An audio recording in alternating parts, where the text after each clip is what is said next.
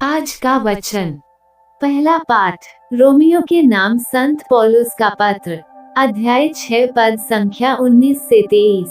मैं आपकी मानवीय दुर्बलता के कारण साधारण मानव जीवन का उदाहरण दे रहा हूँ। आप लोगों ने जिस तरह पहले अपने शरीर को अशुद्धता और अधर्म के अधीन किया था, जिससे वह दूषित हो गया था, उसी तरह अब आपको अपने शरीर को धार्मिकता के अधीन करना चाहिए, जिससे वह पवित्र हो जाए। क्योंकि जब आप पाप के दास थे, तो धार्मिकता के नियंत्रण से मुक्त थे। उस समय आपको उन कर्मों से क्या लाभ हुआ? अब उनके कारण आपको लज्जा होती है, क्योंकि उनका परिणाम मृत्यु है। किंतु अब पाप से मुक्त होकर आप ईश्वर के दास बन गए हैं और पवित्रता का फल उत्पन्न कर रहे हैं, जिसका परिणाम है अनंत जीवन। क्योंकि पाप का वेतन मृत्यु है, किंतु ईश्वर का वरदान है हमारे प्रभु ईसा मसीह में अनंत जीवन। यह प्रभु की वाणी है। सुसमाचार संत लूकस, अध्याय 12 पद संख्या 49 से 53। मैं पृथ्वी पर आग लेकर आया हूँ, और मेरी कितनी अभिलाषा है कि यह अभी धधक उठे। मुझे एक बपतिस्मा लेना है, और जब तक वह नहीं हो जाता, मैं कितना व्याकुल हूँ। क्या तुम लोग समझते हो कि मैं पृथ्वी पर शांति लेकर आया हूँ? मैं तुमसे कहता हूँ, ऐसा नहीं है।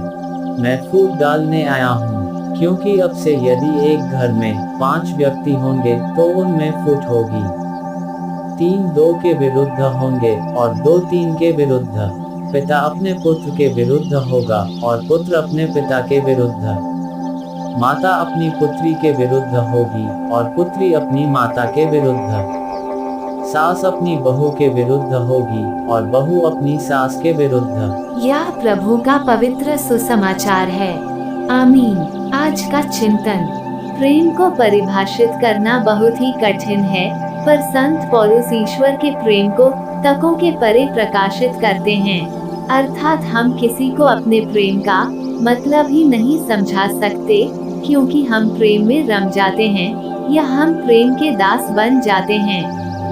पर ये दासता हमें मानवीय सम्मान प्रदान करती है, जहाँ न डर है और न अपमान। यदि हम उस प्रेम में रंग दिए गए हो, तो ख्रीस्त के लिए हम कुछ भी करने को तैयार हो जाते हैं। यीशु ख्रीस्त ईश्वर के उसी प्रेम से प्रेरित हैं, और उनकी इच्छा इन शब्दों में छलकती है, मेरी कितनी अभिलाषा है कि यह अभी धधक उठे। क्योंकि उसकी इच्छा ईश्वर की इच्छा से ओतप्रोत है। इसी प्रेम को वे पुनः अपने अंतिम दिनों में याद करते हुए कहते हैं, हे पिता, यदि आपकी इच्छा हो तो ये प्याला हटा दे, फिर भी मेरी इच्छा नहीं बल्कि आपकी इच्छा पूरी हो। आज हमें भी अपने भाइयों बहनों के लिए उसी प्रेम से प्रेरित होने की आवश्यकता है, ताकि हम ईश्वर के प्रेम को सबों के लिए प्रदर्शित कर सके। आमीन।